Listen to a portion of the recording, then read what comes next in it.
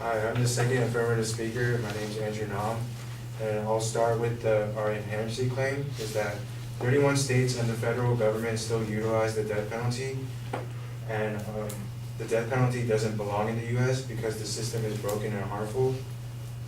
The U.S. is like a minority, and it's alongside Iran, Iraq, Saudi Arabia, and China.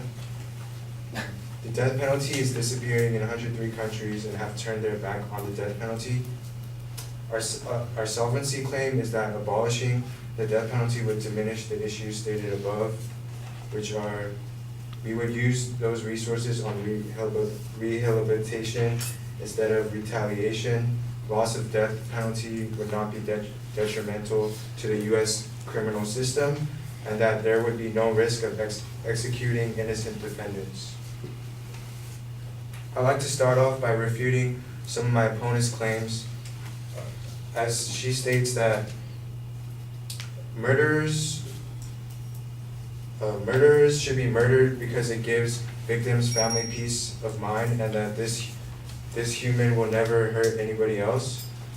And it is the ultimate warning that if would-be criminals know that they would be put to death and they would be less inclined to commit those murders. According to NCCADP, it states that it could be that electric chairs, gas chambers, hanging, fire squads, legal injections are not to deter crime, but for revenge or to punish those arrested for breaking the laws on murder in states. What this proves is that revenge should not be the main answer to why we kill these murderers.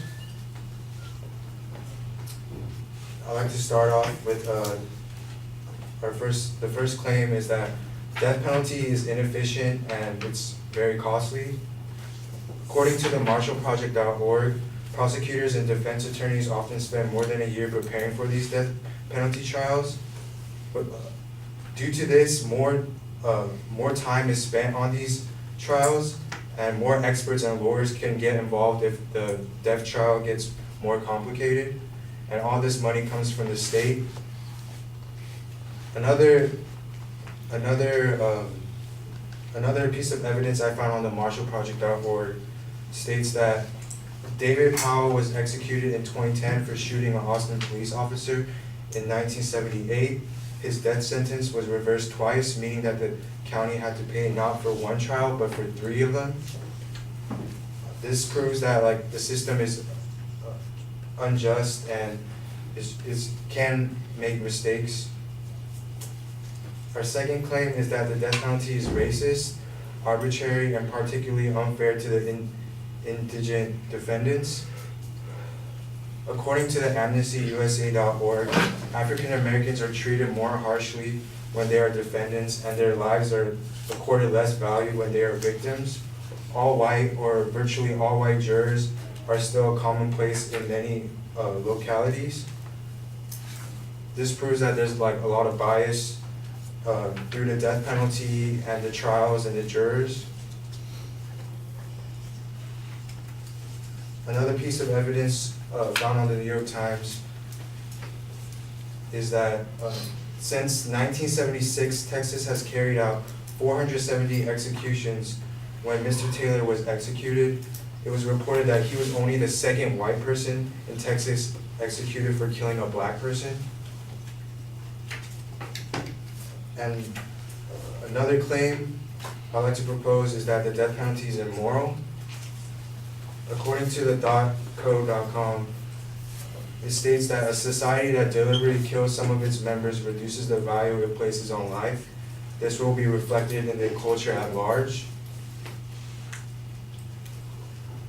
Another piece of evidence from the same source states that it hurts the family of the murderer's victims as well.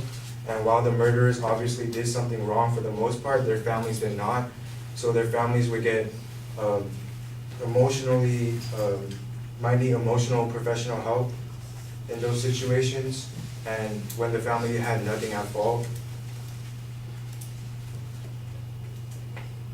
According to the OdysseyOnline.com, if we start getting back at everyone who has done us wrong, and we just become animals, feeding and hurting each other all the time. And we shouldn't live off revenge. It just creates like a bad environment.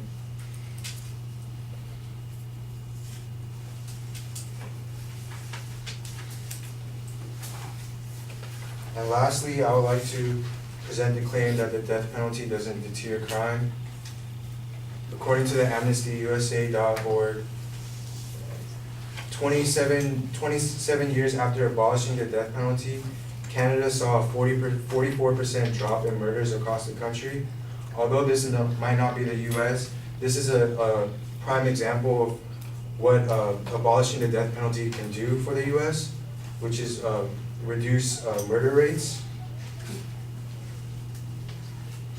And another reason why the death penalty doesn't deter crime is that according to the deathpenaltyinfo.org, the murder rate is most closely associated with the socioeconomic health of the country, meaning those who are mentally ill, they tend to be the ones that murder people, and most of the time they're not in the right state of mind when they do those actions.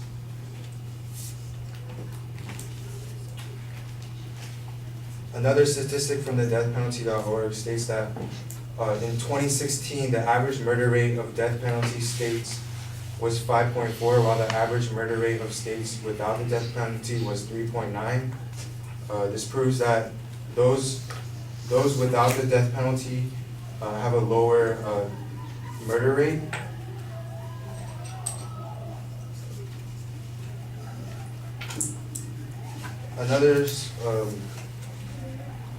Another statistic or another piece of evidence I found on